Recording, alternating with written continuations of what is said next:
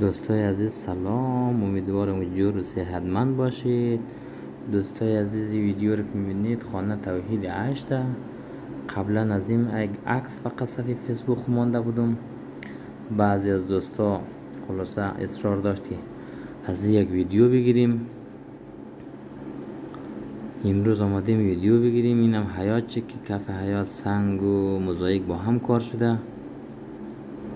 نمایش هم نگفتن اما سنگ تراورتن شده که بهترین سنگه. کف را پله اینام سنگ شده.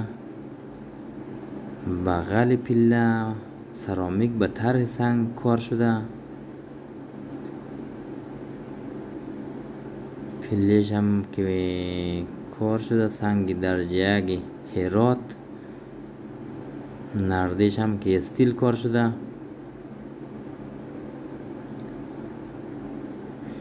بریم میمون خانه رو ببینیم.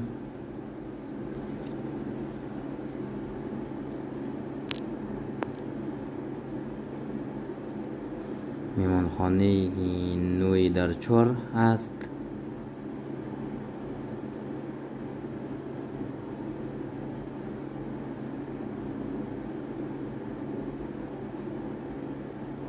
البته نگفتن نمانه این ساختمان دو طرفش عایق شده، فیبر مانده که نه گرما رد مونه نه سرما.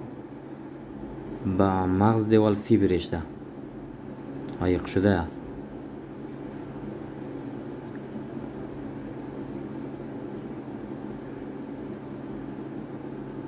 یعنی هم از سالونشی دوستای عزیز.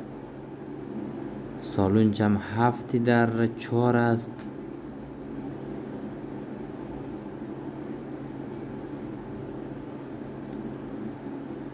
آشپزخانهش هم که البته سرامیک نش کار شده، کابینت کار نشده.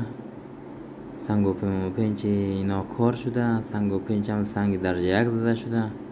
یه اتاق خواب که 3 در 4 می باشد.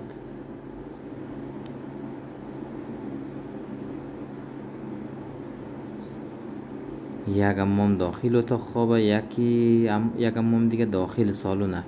از رویش ویدیو گرفته نشده متاسفانه. یعنی اتاق خواب دیگه شی. بریم ببینیم. این 3 در 4 دوستای عزیز. اینم نورگیری از این ساختمانه دوستای عزیز. امیدوارم که جور و صحتمند باشه.